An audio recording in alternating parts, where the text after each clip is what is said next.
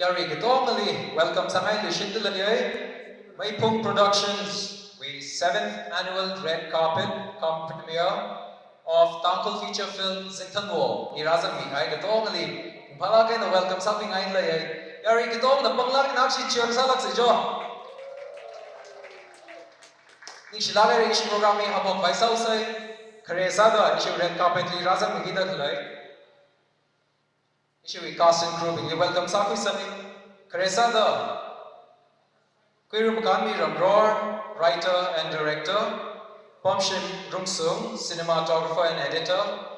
and Sima KS Aoshi, director and COO Meiphung Productions. Yarikatona, Ashik the welcome Saku Sami. Job Banglagan Bang, maybe like a job. Nishlagare. Hili meaning that he Ajoy film with a visionary sada in the role of thing the pyramid kind Chewy Chile, May Magami, Lina, Questionaki, Hanaway, Yari, Ajo, Ida Rasa Lagana, Nana Kapi, John Gay, Premier Saudi the late Yari, taking something I welcome something Sanai, in remarks you come in the job. Azu, Meiphung position that control either. Zingthanwo he itum adam sang kadang naga kala Tangkhul film industry le kala yu career le adam chomai thi de kadang kala sa thi de ran khuya movie kan sa ye hi itum na salma aina hi kada khili kala jaka itum awai ta do ti sa kala ji rin la kai itum na aron khri tho pili awai ja do ti sai kaji thai thai kala awai na sharp of that ambiance awai kring ka ta da uti sa pa hi focus on it na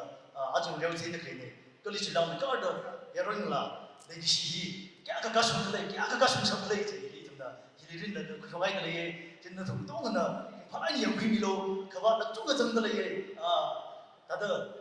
ma ka ma ba bai chung ga jang da le kan da thum na tong ni yam mi lo ka le hi na thum ni ki dam khing sa ai ka ji wai hi focus on the team like a young simple, that the people try to parade in Yamai.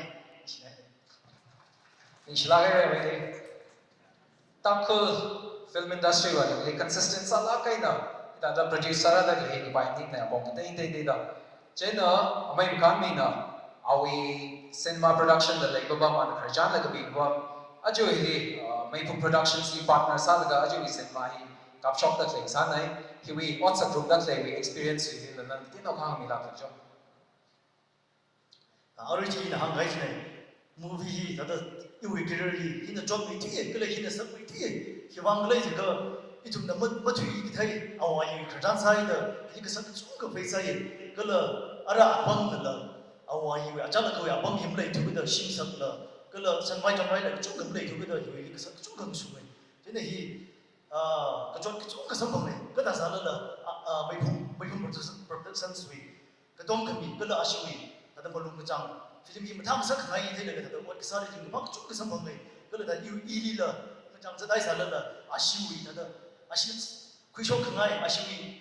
sang sắc hay tham sắc hay thế là cái gì là nhưng cái bông chỉ chung mấy đứa cũng sang này thế là imam mình là gì thì chỉ đi một tổ người là cái phim gì cái cháu cái chấp chỉ một cái sai này thế là Nishilagare, Ishiwi, Meiphung Production, the CEO, John Sima, Nava Atum Along Lila, Dress Up of Ray, Jenna Yari Kitongana, Atum Vivang Kabang Pemi Laga, Itum Along Zangman Faisal, Yari Kitongana, welcome Southeast. Ajuwi, event release, special guests, Sami Dajlai, guest Kanila Ilay. Aniknina, Zami Bruno, Kresada, Sir Ayung Sayai, CAO, WTR, Kala, Aja Umpam, Raikan, social worker, Aniknina, Avak, Krami Lagarina. Yarigdona, welcome Southeast.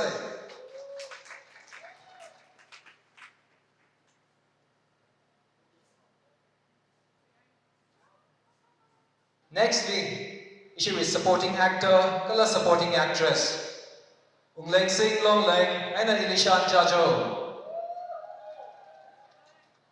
Kasik Katam Nay, Pang Peka Lumai Bumaya in the Machat say, welcome Southeast.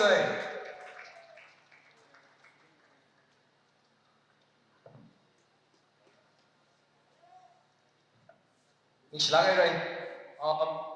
May uling singli hanaw kay kay question sada. Na careerly film ngataning day na role khirai ray ajo Zingthanwo in an quick highway hang khangai take a quick hang hai lengan an thang mila.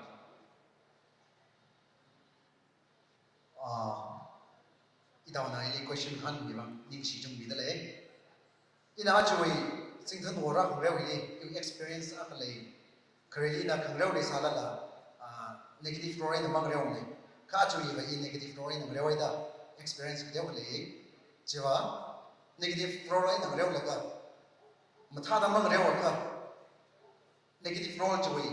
experience ba matha da sa shok ta le ka ba film ji negative story bi da krisna flop da mi bai chi sa bai bai ji you experience Ni Niшлagay ray. Hili supporting actress sami that like inishan na jolly lang han gay. Mi yari na jaka mutai salabay ka ahi she Manipuri serial ni la role create lay ay ihul hoda chena naling han kai pa ba aju Zingthanwo hili na role khida lay na Tangkhul film industry wili akhin salbay chena khani hili na we experience hili na tamyang na wiwa kha da matai sam khui or na thai ko khui ji yari li khang mi la. Firstly, in the first my daily zangai yang yung zangranga jadam jadi thada matai hangai na thada first my daily zangai la ga hi zangai atuna and grace la sathe mi ba my daily ba shya atuni thada mili kada saga sangai mi taksi ji hi lei ji kai shi dam ko hi klang si do khanga mi lei ji do mili yang thada encourage him sa ga ai ki ana sa ai ka sa hi lei ji do then am sai hi hango jiga ba da mai dai ba shi da kita hawi ba favor mai mai yang da shi Tangkhul next li ba ta ba hala mili encourage sa thai se support da sa thai se itu mi na tum support da mzang ba ba da itu mi kan ba ran mai yang da hala support da sa thai se next li ba ji hang ni shi Niшлagay ji third to nai. Yari big la zang da aju hita event ho sam that like Meiphung productions na hita the initiative with that like yari zang da thala ga na to mi lak sai ito mga ma fire pom tra le lak ta lai ai khama tra le ai chili tum ngarum da khok khasa da cha ta mga ma bai lak tre ji shi sam janai. Niшлagay rai issue supporting actor and supporting actress we welcome sa we should say yari big na.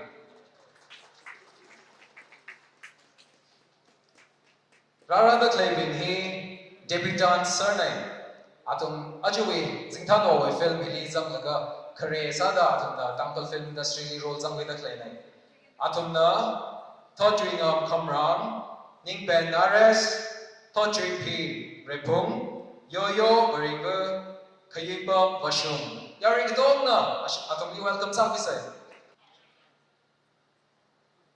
hili ning da claiming he fresh faces mangai yari thalai nyam kui say na oda para da clay Tangkhul film we are doing late role dai da kai la sang sa lak rahe athum ni question ngan nai le ari Tangkhul film industry li sang lak ra da decide sa laga chi phani ko kui na da phaikar kui khre hi ka da decide sa kui chi bulung zam ko kui or the decision athum ka da sa kui do chi shiu chai li ning pen ngan kam yam la chok share question jiwa ibai ari Zingthanwo da ocean sara da social media utri samangai jaina isi ila ada actor ka sangaya da jen da ocean jiwa jana da hero isama ne share ishi debutants we welcome some sir say yari big da bang na famous say I think welcome some say aju event today special invitees binglas Ramin Layay, Li Oja Norbert Kayi, President, Tangkhul Nagahau Art and Culture Council, Kalawa, Brainer, Naga Jining Soda, Dr. Resami Raikhan, Medical Superintendent, Ukhrul District Hospital. Ashik Tumnila, welcome Sambi Laksai.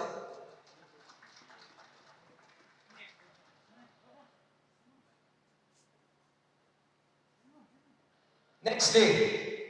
supporting role 3 minutes later, Matthieu Rajkan, Peacekin Riping, Kala playback singer sami da klay. Itum da Deshilak ay amay Ocean kala mayo chan shokun na atum matili la yari na welcome sa bisay.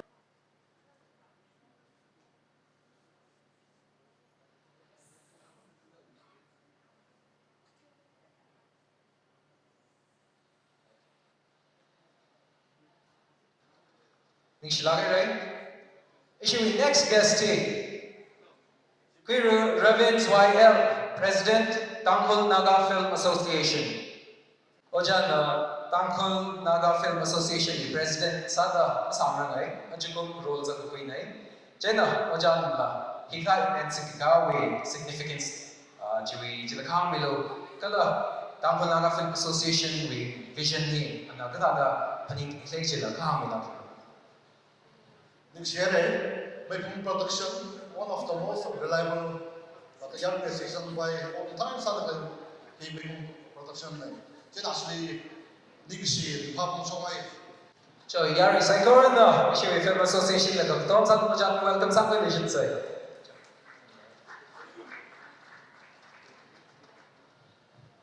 Issue supporting role kimi that lay.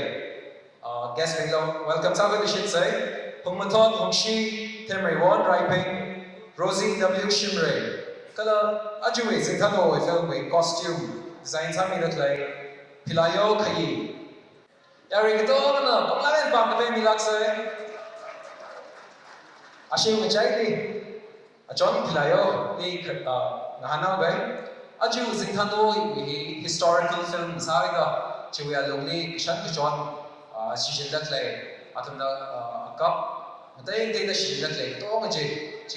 historically accurate sa bay sa klakay ng rangay. Tayo na chiwi na win na Khangrah yan experience sa kay wije. Sa kapay, kaya na yari kami sa tingin natin. In 2016, Iram Shinalong,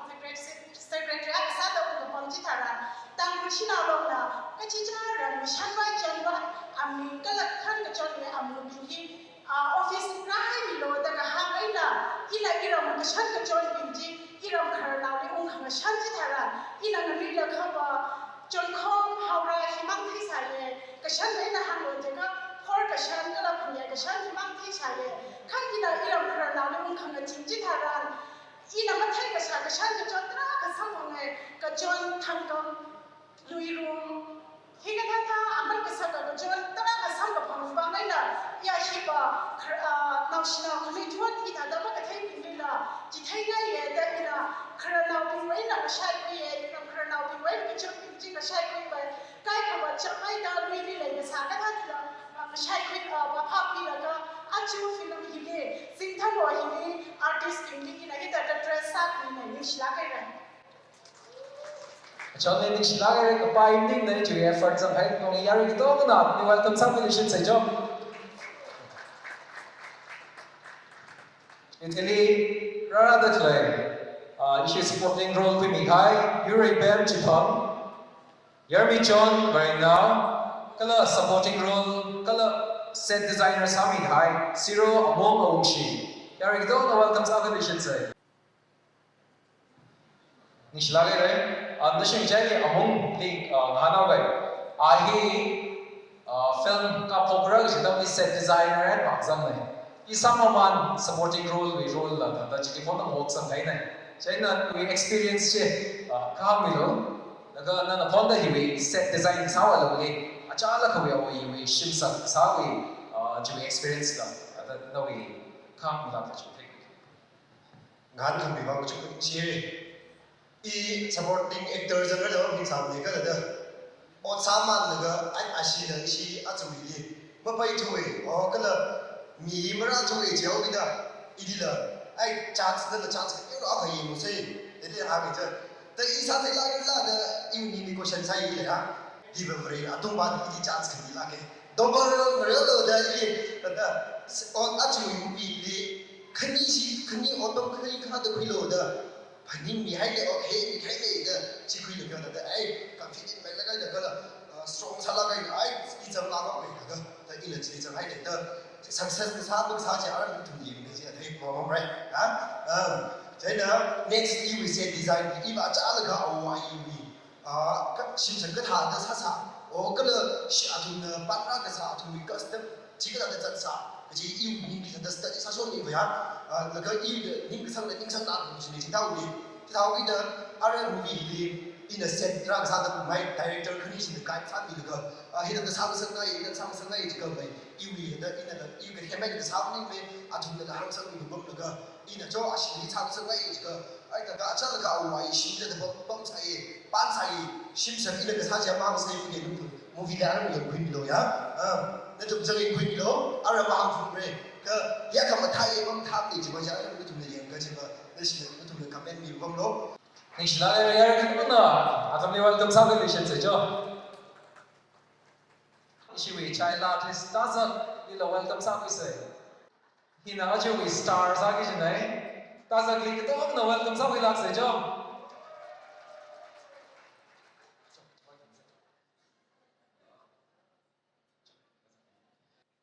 Okay, ara yari to nang rai na thai shi lead actor and a lead actress welcome sau cái phải sau soi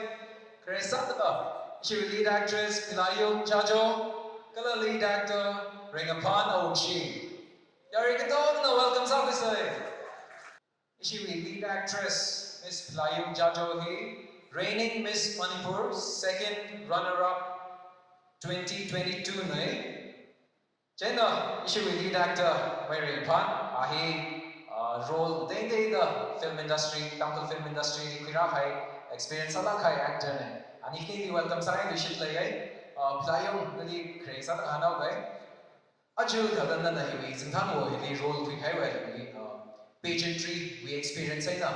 acting makina da she quick hai we know we experience share some nila. Yêu vang và create film nhà trên là expectation cái gì thật là ngán chỉ nào ra cho cái chuyện tìm mình chứ cover expectation reality cái đấy là chứ cái trang cái này thùng cái số cái phần chứ ring cái ring chỉ tốt cái phía sau from that lady yang so